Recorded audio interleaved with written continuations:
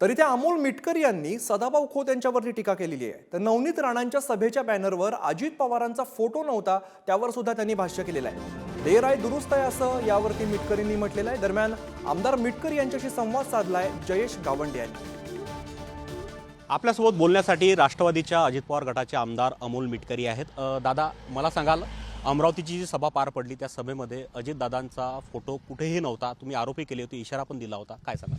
नाही, पहिले तर अजितदादा पवार यांचा गट आहे असं म्हणत नाही, ते राष्ट्रवादी काँग्रेस पक्षाचा आहे। मी पक्षाचाच आमदार आहे। परवा नवनीत राणांच्या सभेकरता अमित शहा आले होते, त्या ठिकाणी अजितदादांचा फोटो नसला नाही हे दिसताबरोबर आम्ही ट्विट केलं आणि त्यांना इशारा पण दिला होता की महायुतीमध्ये त्यांनी मिठाचा खडा टाकण्याचं काम करू नये। जर मिठाचा खडा टाकला तर आज त्यांना त्याची मोठी किंमत मोजावी लागेल। मात्र त्यांना त्याची जाणीव झाली आणि तात्काळ त्यांनी तो फोटो बदलला, त्यामुळे देर आहे दुरुस्त आहे। दादा, एक दुसरा विषय असा आहे की पार्थ पवार यांच्यावर बोलताना तुमच्यावर रोहित पवार यांनी टीका केलेली आहे, मेंदू नसल्याचं म्हटलेलं आहे। नाही, रोहित पवारांचा मेंदू आता काम करणं बंद झालं आहे, ते मेंदूतले अवयव पण संपलेत आणि ज्याच्या मेंदू बाद झाला असेल त्यांनी माझा मेंदू तपासण्यापूर्वी आपल्या बॉडीतले पार्ट तपासावे। एक सदाभाऊनं असं म्हटलं आहे की म्हाताऱ्यांकडे आता त्यांनी अजित पवारांना चाबी दिली नाही, म्हणून अजित पवार याच्याकडे गेले, भाजपकडे गेलेत, त्यांनी असा टोला लगावला आहे।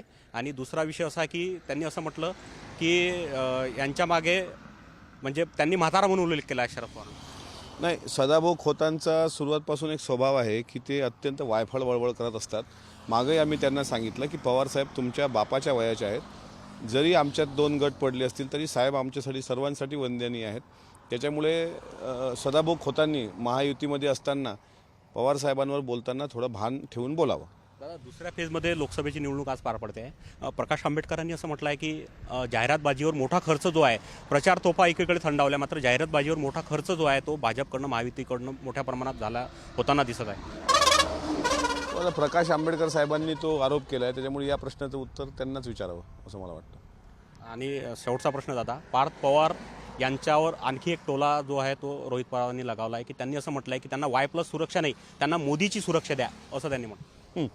असं आहे की पराभव समोर दिसू लागला आणि आज तुम्ही बारामतीमध्ये बघा, रेवती जी कधीच बाहेर पडत नव्हती ती पण काल प्रचाराला पडलेली आहे। त्याच्यानंतर युगेंद्र पवार प्रचाराला पडला आहे आणि युगेंद्र पवार पुढं करतोय म्हणून रोहित पवारांच्या जिवारी लागलं आहे। त्याच्यामुळं त्या मानसिक संतुलन ढासळलेलं, एखाद्या व्यक्तीचं ढासळतं तशातून उद्वेगातून त्यांचे ते भाष्य आहेत सगळे। त्याच्यामुळे बारामतीची जी सीट आहे ती आमची 1.5 ते 2 लाख मताच्या वरच विजयी होणार, म्हणजे प्लसमध्ये जाणार। त्याच्यामुळे रोहित पवारांचं मानसिक संतुलन ढासळलेलं आहे। रोहित पवार आता मला असं वाटते त्यांचा मेंदू खरंच तपासण्याची गरज आहे। अकोला मतदारसंघामध्ये काय राहणार आहे? निश्चितच महायुतीचा उमेदवार नवखा जरी असला तरी महायुतीच्या बाजूला पण वातावरण आहे। आम्ही राष्ट्रवादी काँग्रेस पक्षाने त्यांना सगळं सहकार्य केलं आहे, त्याच्यामुळे आम्हाला असं वाटतं एकेरी एकतर्फी लढत होणार नाही, लढत ही फाईटच होईल आणि त्याच्यामध्ये महायुतीचा उमेदवार विजयी होईल।